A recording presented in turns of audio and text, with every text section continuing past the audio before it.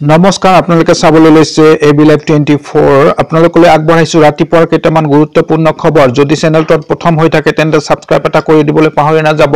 অসম চুক্তিৰ 6 নং দফা ৰূপায়ণক লৈ বিপ্লৱ শৰ্মা কমিটিৰ প্ৰতিবেদন বিপ্লৱ শৰ্মা কমিটিৰ প্ৰতিবেদনত আছে খিলঞ্জীয়া অসমীয়াৰ সংজ্ঞা প্ৰতিবেদনত 1951 চনক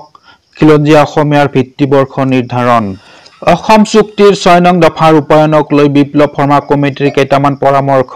1951 চনৰ 1 জানুৱাৰীৰ পৰা অথবা ইয়াৰ পূৰ্বৰ পৰা অসমত বসবাস কৰা লোকসকল অসমীয়া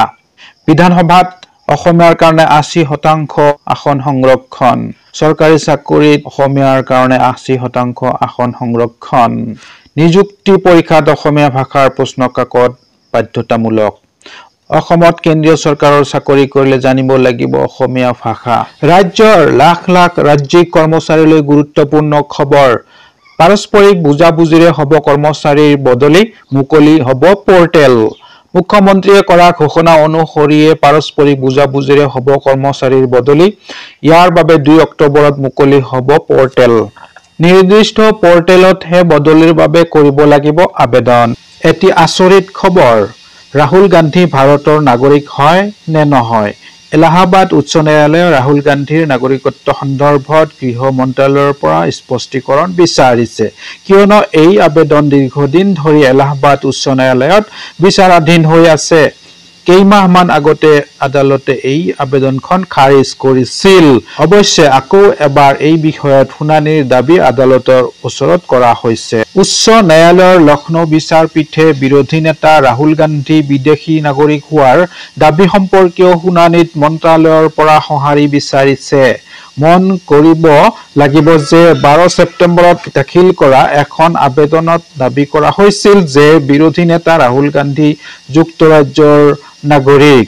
আবেদনকাৰী ভিঘ্নেশ শিশিৰে কেৱল সিবিআই তদন্তৰ দাবী কৰাই নহয় ৰাহুল গান্ধীৰ কথিত ব্ৰিটিছ নাগৰিকত্বৰ ভিত্তিত ভাৰতীয় নাগৰিকত্ব বাতিল কৰিবলৈ অনুৰোধ জনাইছে এই বিষয়টোৰ পৰৱৰ্তী শুনানি 30 ছেপ্টেম্বৰত হ'ব হিজবুল্লাহৰ তেল আক্ৰমণ আভিবৰ ওপৰত হিজবুল্লাহৰ তেল আক্ৰমণ এতিয়ালৈকে আটাইতকৈ ডাঙৰ আক্ৰমণ আৰু লেবাননত ইজৰাইলৰ আক্ৰমণত শ লোকৰ মৃত্যুৰ পিছত হিজবুল্লাহৰ মিছাইল আক্ৰমণৰ ফলত সমগ্ৰ অঞ্চলটোত উত্তেজনা বৃদ্ধি পাইছে ইজৰাইলে ইয়াৰ সংৰক্ষিত সৈনিকসকলক সক্ৰিয় কৰি আছে ইজৰাইল আৰু হিজবুল্লাহৰ মাজত ইতিমধ্যে যুদ্ধ আৰম্ভ হৈছে বুধবাৰে হিজবুল্লাহই আভিভ তেল সুবিধাকে ধৰি ইজৰাইলৰ কেইবাটাও স্থানত মিছাইল আক্ৰমণ চলায়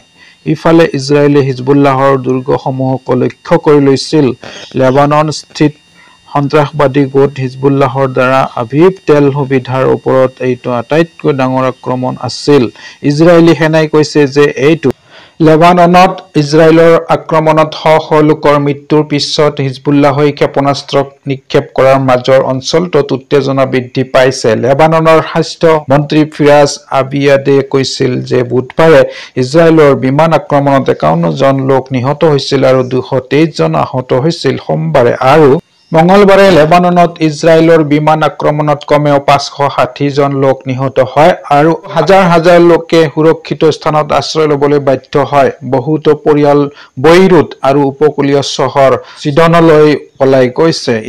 কিছুমান লোকে দেশ এৰি যাবলৈ চেষ্টা কৰি আছিল যাৰ ফলত সিৰিয়াৰ সীমান্তত যান-জঁটৰ সৃষ্টি হৈছিল হিজবুল্লাহ সন্ত্ৰাসবাদী গোটৰ সৈতে বৰ্ধিত উত্তেজনাৰ পৰিপ্ৰেক্ষিতত সেনাই ইয়াৰ ৰিজাৰ্ভ সৈনিকসকলক সক্ৰিয় কৰিছে সেনাই কৈছিল যে ই পৃষ্ঠৰ পৰা পৃষ্ঠলৈ মিছাইলটো আবদ্ধ কৰিছে